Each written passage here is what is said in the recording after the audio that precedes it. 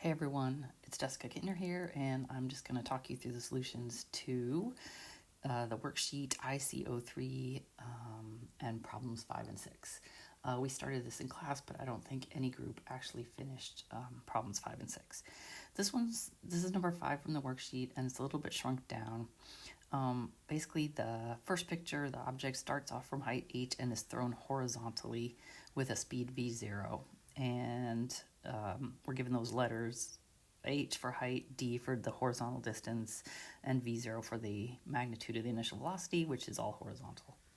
If you zoom in on the picture, the second one where I drew the vectors, then you can see I'm going to start with my r vector, and you can see, so that is the one down here. That's the final point where it ends up.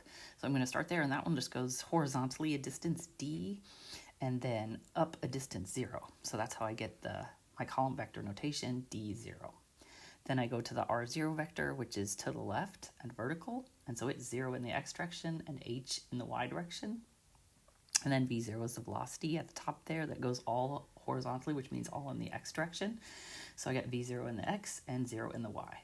And then the acceleration, and this is going to be pretty standard acceleration for most projectile motion problems, 0 in the x direction and minus g in the y. Okay, that's part A. And then for part B, we're writing the kinematic equations in their vector forms. So I start with the velocity equation, and I have v vector equals v0 vector, plus at. Looks like I forgot the 0 there. I could add that in. And then I replace that with the components that we just wrote above. So from part A, I have v0 equals v0 in the x and 0 in the y, and then the acceleration is minus g, and that gets multiplied by the t by our rules for multiplying by a scalar. For the position one, we start off with r vector equals r0 vector plus v0t plus 1/2 at squared. And plug that in, again with the vectors that we had from part A, and that's what we get. And then I believe it's going to go to the left here in terms of writing, and it's going to look at part C. The velocity given, now we're given numbers that the initial velocity is 5 meters per second, the height is 2 meters, and we plug those in, and we only need the bottom row to start with. So to find the time, we are given everything in that bottom equation that's in the red box except for the t. So we can plug everything in and solve for t. And there I show the work for that. Then we're up to part D, and part D asks, given those same numbers, find the horizontal distance that it travels. So that is the top row of the same equation. So the same position equation, but the top row instead of the bottom row. And we plug that in. Plug in all our givens, and we just figured out the t, so now we know that t is what we plug in, and we can calculate and get an answer of 3.19 meters.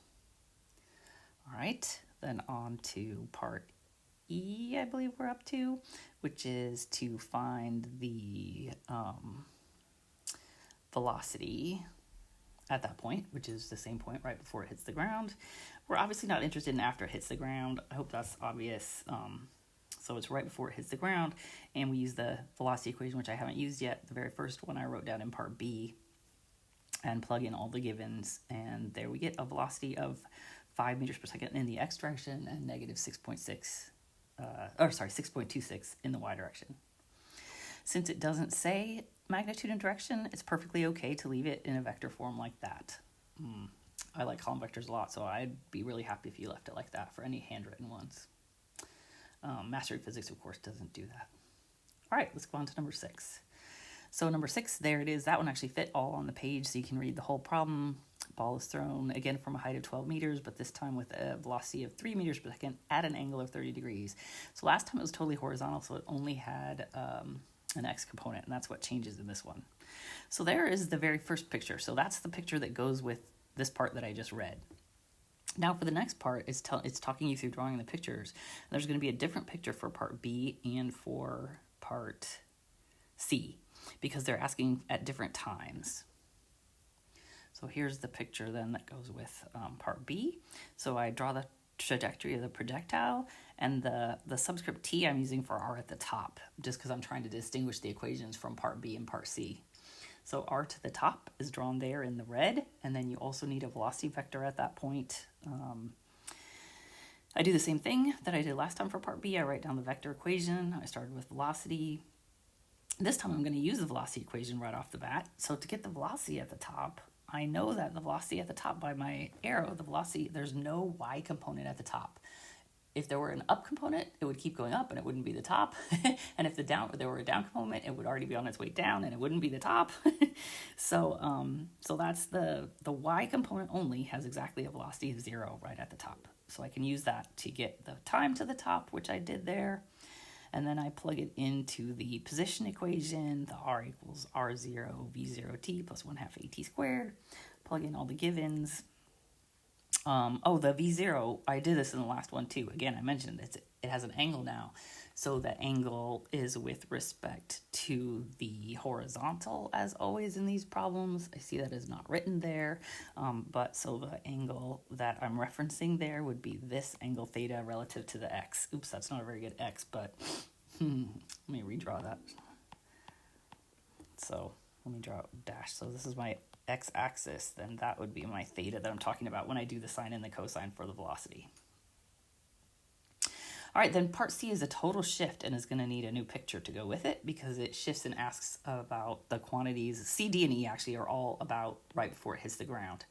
So redrawing the picture, so the first part stays the same, the trajectory stays the same, but now I'm looking for when it hits the ground. So my new r vector and my new velocity vector look like that. So that's when it lands. I think I called it a subscript L for lands. Yeah, r sub L. So r sub L equals r0 plus v0t plus 1/2 at squared. Plug in all the same. That part of the equation looks exactly the same as for part B, except for I know the d and the 0, which was not the case for part B. So I just plug in my given values. This time I have to solve a quadratic equation. So if you remember, it's negative b plus or minus the square root of b squared minus 4ac all over 2a. And that's what I get when I plug in all the numbers for that one. So that is the time that it takes to get to the bottom, which is what is part C. And then I'm going to go on to part D and find the horizontal distance. So I can take that time that I solved and plug it into the top row of that same equation, the D equals. I get d equals v0 cosine t, plug in all my numbers, and I get 4.48 meters. One more part for this one. Unfortunately, I have to change the page. I ran out of space. Find the ball's velocity right before it hits the ground. So I still need that time, that 1.72 seconds. I'm going to plug that into the velocity equation to get the final velocity, the velocity right before it hits the ground. Again, I have my components, v0 cosine x, v0 sine x for the initial velocity, and a 0 and a minus gt.